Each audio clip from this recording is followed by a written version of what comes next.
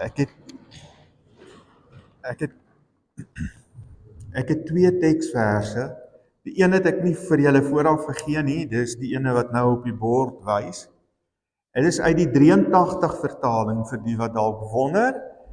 Maar hierdie vers is ongelooflik belangrik. Nou wat altyd vir my baie interessant is, hierdie vers staan bo en dan word daar oor die man en die vrou in die huwelik gepraat. Nou daar word eerste oor die vrou gepraat en dan word daar niks verder gelees nie. Die manne is te bang om die res te lees. Maar hierdie eerste vers is eintlik belangrik vir die hele gedeelte, hoofstuk 5, alles wat gesê word oor man en vrou, dan in hoofstuk 6 met die kinders en oor die slawe. So daarom lees ek dit. Dit is eintlik die opskrif van daai hele gedeelte. Ons lees, wees uit eerbied vir Christus aan mekaar onderdanig. Nou oor daai woordjie onderdanig sal ek baie praat, want dis juis hoekom sommige kerke 'n groot probleem het met vrouens in die amp en vrouens met hulle plek ken en ek weet nie wat alles nie, want die volgende deel sê, vrouens, wees uit eerbied vir Christus aan julle mans onderdanig. En dan dink sommige mans, hulle moet hulle duime op hulle vrouens se koppe hou die hele tyd. Daai woordjie onderdanig sê iets anders. Onthou dit, gaan daarby kom. Dan ons teksgedeelte, Efesiërs 6, vers 1 tot 4 sê, kinders, begin by die kinders, wees as gelowiges aan julle ouers gehoorsaam. Want dit is wat die wet van God vereis. Eer jou vader en jou moeder. Is 'n baie belangrike gebod. En daar is nog 'n belofte by, sodat dit met jou goed mag gaan en jy lank mag lewe op die aarde. Dan word daar met die paas gepraat. En vaders, moenie julle kinders so behandel dat hulle opstandig word nie, maar maak hulle groot met tug en vermaaning, soos die Here dit wil. Net daardie gedeelte. Nou 'n ou sou kon sê nou, joh, jette, wat is dit nou? Op 'n Vadersdag wil ons daarom Paas vier, nee. Nou word hier 'n klomp instruksies vir Paas gegee. Ek het 'n baksteen saamgebring. Julle het seker gewonder wat soek die baksteen hierbo. Nee, toe maar gaan niemand gooi nie. Maar julle gaan nie glo nie, hierdie baksteen laat my dink aan my eie pa. Hy was nie 'n bouer nie, hoor, net so terloops. Hy is ook nou al lankal oorlede, toe hy 19 is, toe ek 19 was, hy 46 is in 'n motorongeluk oorlede. En net kort voor dit, seker so 2 jaar voor dit, ek was so 17 jaar oud, ons het 'n splinter nuwe high-eis bussie gekoop, want ons was 'n groot gesin, was op pad met vakansie, en pa het in die motorhuis gewerk, en ek is die oudste, en ek moet help, jy weet mos, nee, en ek haat aan motorkarre werk en houtwerk doen. Ek hou nie van vuil word nie. Maar in elk geval, ek moes nou maar help. En toe sê pa, ek moet die ander kar ook net op die oprit optrek, maar dit was so steilte. En natuurlik het ek nog nie goeie bestuursvermoë gehad nie. Die kar het ek toe opgetrek, maar ek het 'n bietjie vinnig gery. In die deur van die nuwe splinternuwe high-eis bussie vasgery. Die volgende oomblik het pa uit die motorhuis uitgehardloop met 'n baksteen in sy hande. Nou kan julle dink hoe my oë gelyk.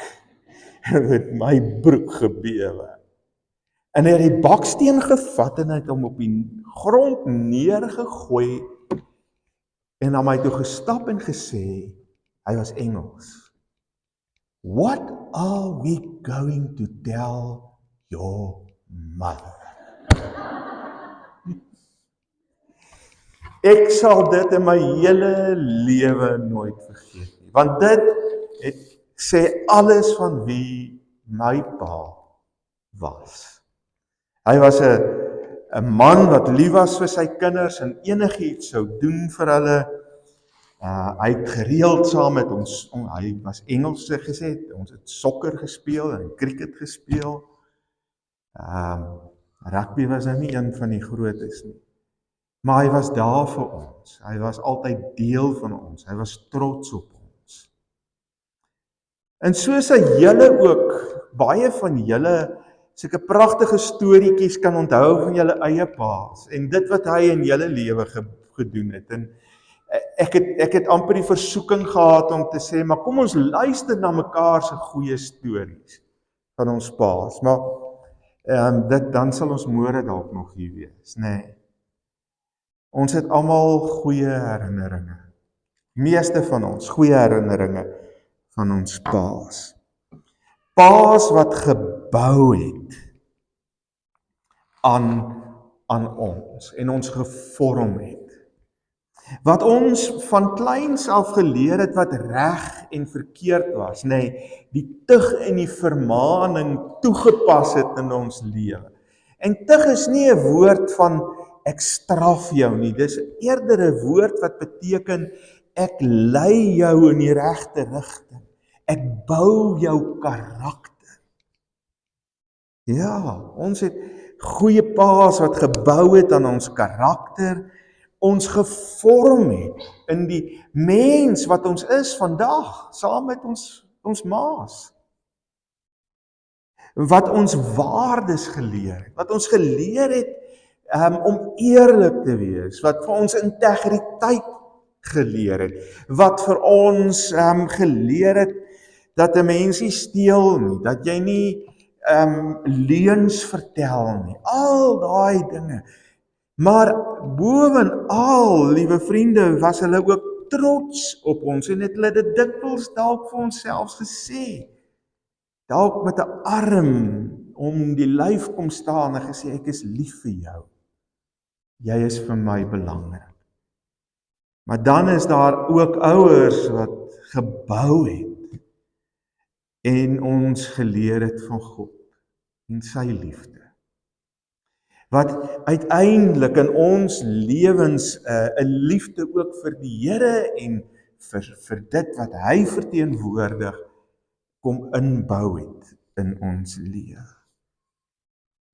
Maar weet julle, en ongelukkig moet 'n ou daaroor praat, daar is ook paas wat gebreek het, wat afgebreek het. Baie kinders, en hier mag dalk volwasse kinders sit vanoggend ook hier, wat nie sulke mooi ervarings van hulle paas het. Miskien paas wat die baksteen nie op die grond sou gegooi het nie, maar na hulle kinders sou gegooi het. Paas wat fisies en emosioneel net nooit teenwoordig was vir hulle kinders nie. Wat hulle kinders emosioneel afgebreek het. Wat hulle kinders so gedruk het om te presteer, om iewers te kom. En ons sien dit vandag met sport, tot op 'n fout, vriende. Ek raak amper liries om te sien wat op skole sport gebeur vandag. Dit is erger as Springbok rugby, die rugbyspanne. Daar is ouers, paas, wat hulle kinders die gevoel gegee dat hulle net nooit goed genoeg was nie. Hulle kan altyd beter doen. As die rapport by die huis kom en daar's 90 op, dan sê die pa, nie goed genoeg nie, jy kon 95 gekry het. Maar daar was ook paas wat baie erger dinge aan hulle kinders gedoen het. En ek wil nie te veel daarop uitbrei nie, maar dit is tog belangrik dat ons dit sê. Daar is paas wat hulle kinders en hulle vrouens verniel het, fisies verniel het, stikkend geslaan het. Wat hulle dalk self seksueel gemolesteer het. Wat hulle afgebreek het, dat daar van hulle niks oorbly nie. Ek onthou in Bloemfontein die ergste storie wat ek ooit gehoor het van 'n pa. Was 'n jong meisie van 16 wat by my kom sit het en vir my vertel het. Haar pa molesteer haar, maar hy stop nie daar nie. Die boetie molesteer haar ook. En hulle leen haar uit aan al hulle vriende. Wat dink julle het van daardie dogter oorgebly? Gebreek. Gebreek. Nou wat is die uitdagings wat paas het, sodat hulle uiteindelik nie hulle kinders breek nie, maar hulle kinders bou? Die teks praat, beide tekste, hierdie ene en die een in Kolossense wat ek nie gelees het nie, vertel van hoe dit gebeur dat paas hulle kinders kan breek. Die eerste ene is, moenie jou kind breek, vers 4, sodat hy of sy opstandig raak nie.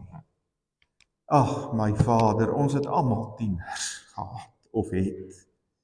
En ons ken die tiener tantrums, en dis glad nie waarvan hier gepraat word nie. Glad nie van die deur wat geklap word, dat die hele huis bewe vir 'n ruk nie, nee. Of die geskree en die opstandigheid wat daarmee saamgaan. Hierdie woordjie opstandig beteken letterlik, en u moet dit mooi hoor, dis vir my ongelooflik treffend, hy sê, moenie die kind breek deur hulle uit te lok, so daar is 'n intensie om hierdie kind kwaad aan te doen, deur hierdie kind tot woede aan te hits, tot bitterheid aan te hits, gefrustreerd te maak, asof hulle net nêrens niks is nie, hulle emosioneel te breek, stikkend te maak.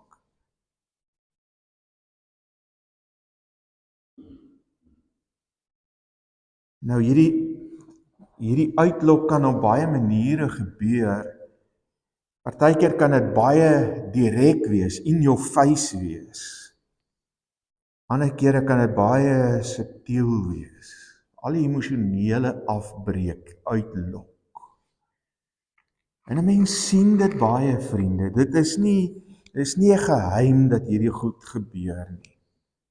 Ons sien dit waar 'n pa 'n ding sê vir 'n kind wat seer maak in die openbare, haar verneder of hom verneder. En dan eintlik uitlok tot woede, uitlok tot bitterheid, emosioneel breek. Kolossense 3 vers 21 praat hiervan in 'n ander sin. Hy sê, moenie fout soek nie, sodat jou kinders nie moedeloos word. Moenie fout soek nie. Dit sluit aan by hierdie uitlok. Hierdie uitlok is eintlik 'n soort foutsoekery, die hele tyd krities wees op alles, sodat jou kinders nie moedeloos word nie. Daai moedeloos in die Griekse teks beteken om moed, het gaan oor jou moed, jou durf, jou daad van die lewe, jou hoop te verloor, sê, lewe maak nie meer sin nie. Ja, ons het in hierdie dae 'n paar tieners gehad, wat ons gesien het, 'n hoofseun onder andere, sy eie lewe geneem het, wat innerlik gebreek word, stikkend is, emosioneel afgebreek word. Dit sê dieselfde as die vorige vers wat ek gelees het. En die uiteinde van daardie proses is, as ek 'n kind is, ek wil nie eers meer verder probeer nie. Ek stel nie meer belang nie. Ek gee nie meer om nie. Dis asof, letterlik sê Paulus, die gees van daardie kind gebreek is. Die liggie wat daai kind was, afgeskakel is. Hierdie goed het bepaalde invloed op kinders se lewens. Hulle voel baie keer hulle is nie goed genoeg nie. Hulle hoor nooit dat pa of selfs ma trots en lief is vir hulle nie. Voel verneder en gekritiseer die heeltyd. Hulle hoor nooit dat hulle pa kan erken, hy het ook 'n fout gemaak en hy is jammer nie. En dan die erger gevolge wat ek genoem het. Al hierdie goed het die een groot gevolg baie keer, dat sulke kinders se godsbeeld aangetast word.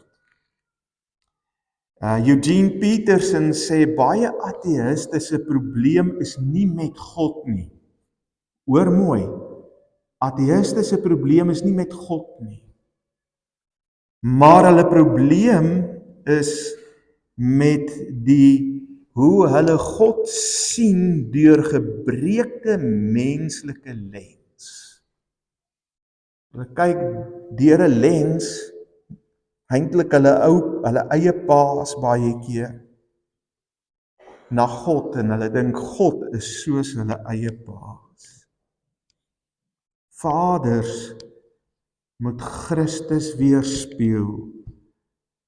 Die hemelse Vader se karakter moet deel wees van gelowige pa se lewens. Hulle kinders moet dit kan sien. Dis waar Efesiërs 5 vers 21 belangrik word.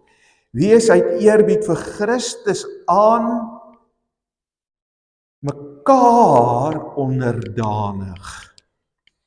Nee? Daai woordjie onderdanig is in die Grieks 'n militêre term. Dis ouens wat op parade staan, en dan staan die korporaal of wie ook al hier op die punt, en dan sê hy, kom in lyn, dat almal 'n netjies 'n reguit lyn maak, jy nie uit lyn is nie.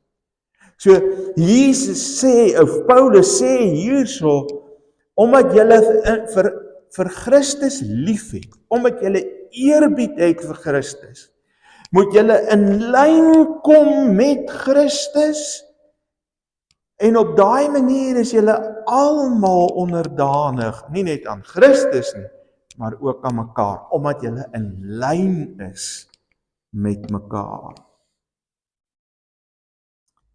Wanneer julle in lyn is, dan kan daar helende, gesonde verhoudings gebou word.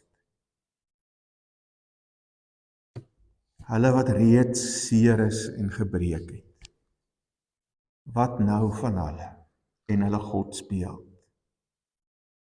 Hoekom hulle uit in eerbied vir Christus in lyn, ook met hulle paas? En hoe kan hulle onderdanig wees en hulle paas onderdanig aan hulle? Baie gebreekte kinders het al vir my gesê, hoe eer ek my pa? nadat hy my gemolesteer het. Moet ek bloot vergewe en aangaan met my lewe? Vriende, vergifnis werk nie so. Vergifnis, hoor mooi, ontken nooit die pyn nie.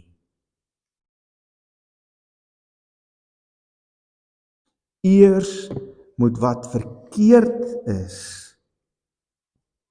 reguit in die oë gekyk word en duidelik uitgespel word wat en hoe my pa my gebreek het. Daarvoor het gebreekte kinders nodig dalk om terapie te kry.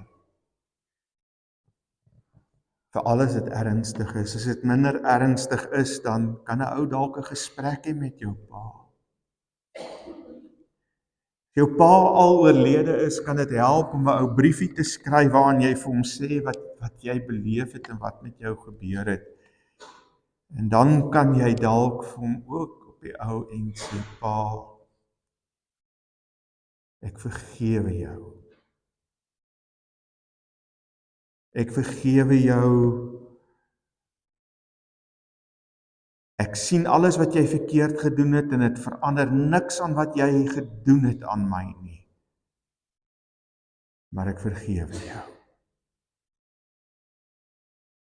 Die grootste uitdaging is om God dan nie meer deur menslike lens te sien. Sien God soos wat die Bybel hom vir ons beskryf. Die beste voorbeeld van 'n goeie pa is die verlore seun. Die pa in daai verhaal is God. God wat langs die pad staan en wag dat hierdie seun wat so opstandig was en weggehardloop het en al die verkeerde goed gedoen het en nooit onderdanig in lyn gekom het met Christus en met sy pa nie. As daai kind terugkom, vergewe sy pa hom. So hy ontken nie wat verkeerd is nie, maar hy vergewe hom. Hy gee hom 'n tweede kans. Ek wil vir alle paas sê, ons is nie volmaak nie. Ons maak foute. Maar vir alle paas wat bou, ten spyte van hulle menslikheid en hulle menslike foute, wil ek hom dankie sê. Ons het meer paas nodig in hierdie land wat bou. As ek maar net 'n voorbeeld kan noem, vriende, ek is nou bietjie van koers af. Maar meer as 60% van die kinders in hierdie land word groot sonder 'n pa.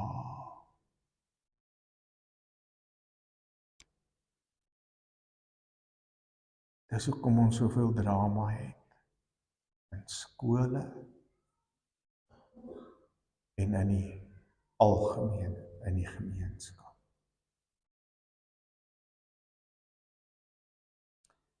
Nou kom ons bid ook vir die paas wat breek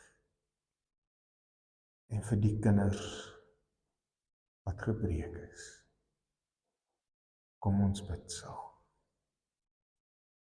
Here, ek dank U weer eens vir paas wat bou. Paas wat weet hoe om op 'n positiewe manier hulle kinders so groot te maak dat hulle kinders van inbors is, kinders is wat U eer. En wat uiteindelik groot word om ook 'n positiewe invloed op hulle kinders te wees, Here. Ons bid ook vir paas wat breek. Ons bid, Here, dat U deur U Gees in die harte van sulke paas sal werk, sal ingryp, sodat hulle die verkeerdheid van hulle weë kan raak sien, dit kan bely teenoor hulle kinders en kan verander deur die krag van U Heilige Gees. Ek bid vir gebreekte kinders, groot en klein, dat hulle nie net die seer wat hulle het, sal toemaak en maak asof dit nooit gebeur het nie, maar dit in die oë sal kyk en daarmee sal deel, sodat hulle op 'n manier 'n stukkie heelheid in hulle lewe kan ervaar. Watter ouderdom ook al. En Here, dat hulle by die punt kan kom om ook, sonder om te sê dat wat Pa aan my gedoen het reg is, Pa tog te vergewe, vry te spreek, sodat hulle ook met hulle lewe kan aangaan. Ek bid dit in Jesus naam. Amen.